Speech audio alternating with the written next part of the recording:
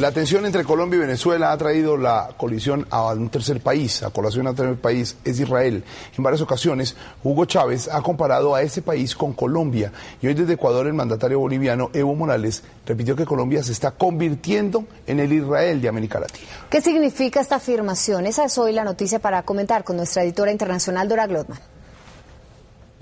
Buenas noches. Durante la cumbre de UNASUR, el presidente boliviano Evo Morales llamó a Colombia la Israel de América Latina. Ya lo había dicho Hugo Chávez varias veces la semana pasada. ¿Pero qué quiere decir eso? Para empezar, Colombia hoy por hoy no tiene buenas relaciones con dos de sus vecinos y en términos generales pertenece a una tendencia ideológica distinta a la mayoría de los países de nuestro continente, cuya inclinación es hacia la izquierda política.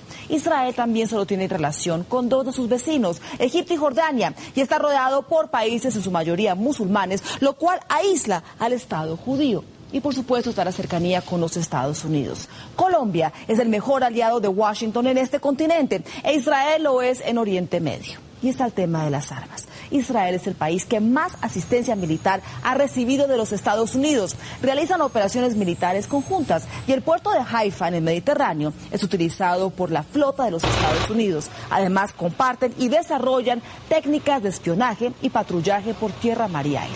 Israel compra armas a Estados Unidos y Colombia a Israel, aunque nuestro país no tiene ni la 10ª parte del poderío militar de los israelíes. Y hay otra similitud. Argumentando defensa propia, tropas y aeronaves colombianas entraron a Ecuador y allí dieron de baja a alias Raúl Reyes. Israel frecuentemente ingresa a la Franja de Gaza y ataca a grupos terroristas como Hamas. Pero hay una consideración final.